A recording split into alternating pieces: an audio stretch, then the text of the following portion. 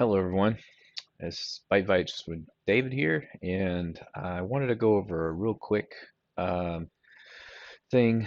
A few people have asked me about how do I take a Word document I need to sign and send to people. They need to sign it and then send it around to a few other people. First of all, you can take an image of your signature and put it on a Word document. I would not recommend that because Word documents are very easy to actually modify. So if you take an image of your signature and put it on a Word document and send it to someone else, they can easily modify the document. Um, and then you put your signature on that document and they can make it say whatever they want to and has your actual signature on it, and it's not very secure. So if you're going to send a document, you can type it up in Word, and you can save it as a PDF file. There are a few ways to actually do it. I've just typed up a quick Word document here, just say sign here. You can save it as a Adobe PDF, or you can actually just do a save as and directly save it as a PDF. Either one will actually work. You can actually, if you have Adobe on your computer, you can just go File, Print, and there's a printer that it'll create called Adobe, and you can print it directly to the Adobe printer as well. Any one of those methods will create a PDF file, and then from there, you can actually sign it. So I've just taken that Word document and just made it a PDF file, and now I need to actually just sign this form. So there's a couple different ways within Adobe you can sign a form. Some of them are more secure than others. The uh, certificate is actually the most secure way of actually signing. It is um, not the only way of signing a document if it's an internal document that you're going to be passing around internally within a company. It's not really the only way of signing a document. However, it is one of the most secure because there is a certificate that goes behind the actual signature that allows others to be able to actually click on the actual signature. I'll show you both of them real quick. The first one is it's called Fill and Sign.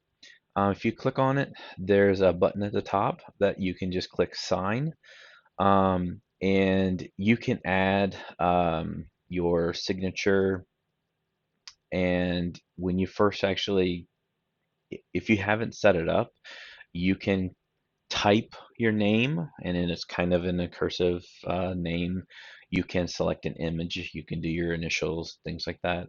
I chose an image of my actual signature, and then once you've done that, now there's an image that pops up the next time you click sign, and you just kind of drop your signature wherever you want to put it at, and you've just signed your document that method.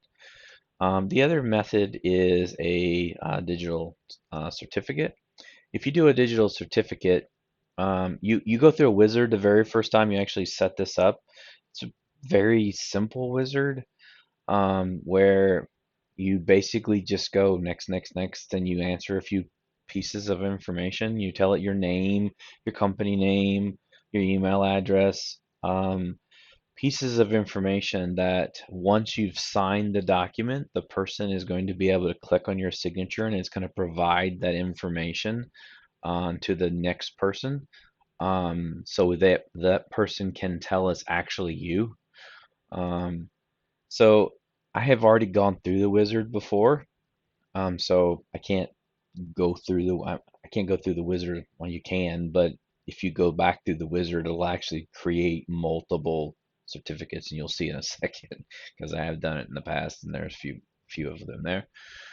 Um, so here's the certificates. These are the other ones I've actually created in the past. I just haven't cleared them. Here's my name, and I just say continue. And this is one thing right here, this locked document after signing. If you're going to be passing this document around to multiple people, do not put the checkbox on this Because if you do, that means that the next person that you're going to pass this to, and you saw there was two sign here's, that means the next person that gets this document won't be able to actually sign it, because what you just said is this is a digital certificate and that you don't want anybody else being able to sign it after you because it's kind of a locked document. Now, there are ways around that because Adobe will allow you to print this as a PDF, which makes it an image at that point, where the digital certificate is basically removed at that point because it's basically like a piece of paper you printed and then turned around and scanned. There's no longer a digital certificate. Um, so the next person could technically sign it. Um, but if you are going to want the certificate to remain, but you want others to be able to sign it, make sure this checkbox is not on there.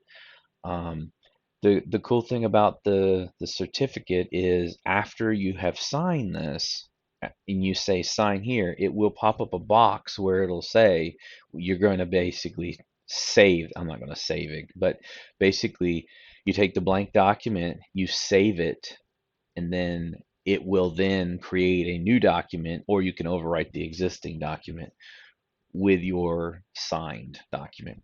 So it's easy to take a Word document, type up your document, save it as a PDF, and then once you get your PDF document, sign it with either um, the fill and sign, which is just basically just a stamp of your signature.